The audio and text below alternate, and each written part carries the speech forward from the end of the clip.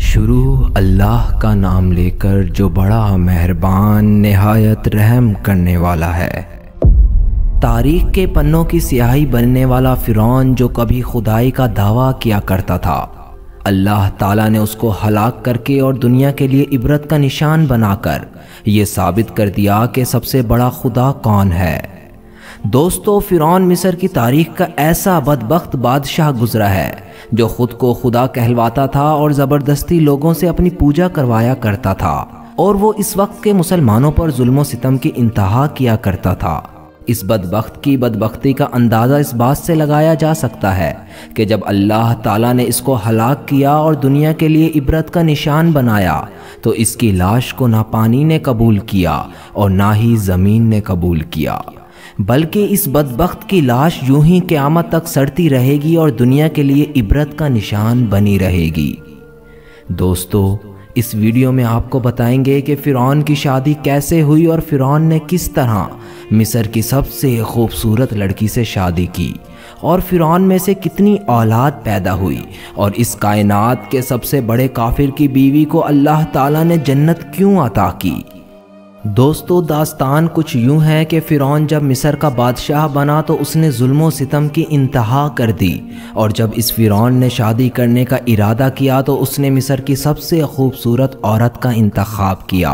जिसका नाम आसिया था। फ़िरौन मिस्र ने रयान बिन वलीद की पोती हज़रत आसिया को शादी का पैगाम भिजवाया। याद रहे, रयान बिन वलीद वही बादशाह था जो हज़रत यूसुफ़ अलैहिस्सलाम के दौर में बादशाह हुआ करता था, और वो हज़रत यूसुफ अलैहिस्सलाम पर ईमान ले आया था। उसने हज़रत यूसुफ अलैहिस्सलाम को अजीज़े मिस्र बना दिया था।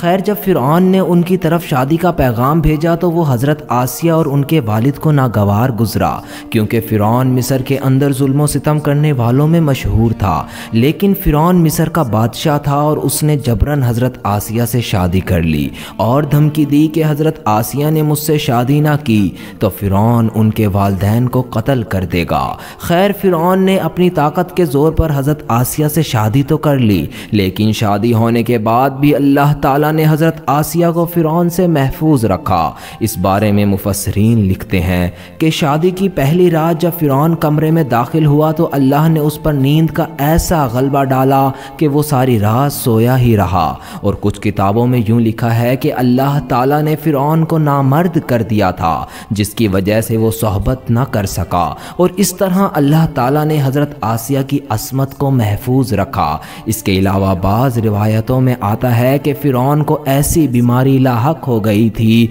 जिसकी वजह से तबीबों ने सारी उम्र उसको सोहबत करने से मना कर दिया था, चूँकि हज़रत आसिया एक नेक बाप की बेटी और पाक दामन औरत थी। एक तरह से ये हज़रत आसिया की करामत ही थी कि अल्लाह ताला ने हज़रत आसिया को फ़िरौन के नापाक जिस्म से महफूज रखा।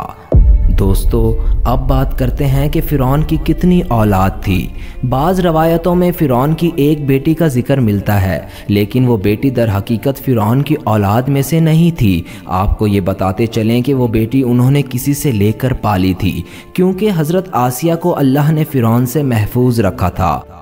दोस्तों, अब बात करते हैं कि वो कौन सी नेकी थी जिसकी वजह से हज़रत आसिया को उम्महातुल मोमिनीन का साथ जन्नत में नसीब होगा, और एक काफिर की बीवी को ये मकाम कैसे मिला।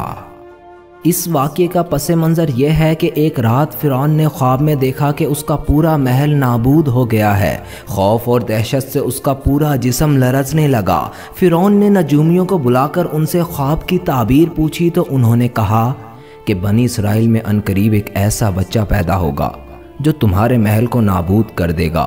और तुमसे तुम्हारी सल्तनत को छीन लेगा और तुम्हारा सब कुछ तबाह बर्बाद हो जाएगा।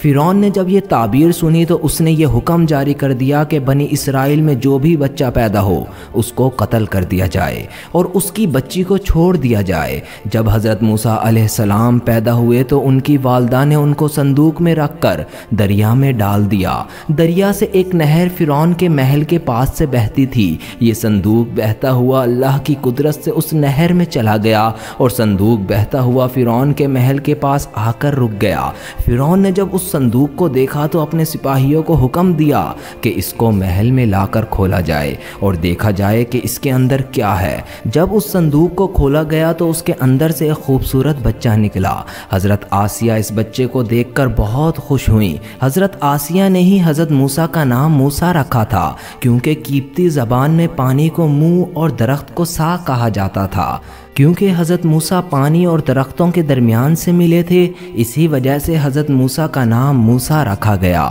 صندوق کھولنے کے بعد جب حضرت آسیہ نے حضرت موسیٰ کے چہرے پر نور دیکھا تو انہوں نے حضرت موسیٰ علیہ السلام کو اپنا بیٹا بنا لیا اور فرعون سے کہنے لگیں، یہ بچہ تیری اور میری آنکھوں کی ٹھنڈک ہے، اس کو قتل نہ کرنا۔ تو اس وقت نامرد فرعون کہنے لگا کہ تم رکھ لو، مجھے اس کی کوئی حاجت نہیں۔ حضرت محمد صلی اللہ علیہ وسلم ارشاد فرماتے ہیں کہ اگر حضرت آسیہ کی طرح فرعون بھی اس بات کا اقرار کرتا کہ یہ بچہ اس کی آنکھوں کی بھی ٹھنڈک ہے تو اللہ تعالیٰ اس کو ضرور ہدایت عطا فرماتا اور اس کو حضرت آسیہ کی طرح ایمان سے نوازتا، لیکن بدبخت فرعون اس کے نصیب میں ایمان تھا ہی نہیں، اس وجہ سے اس نے اس بات کا اقرار نہیں کیا۔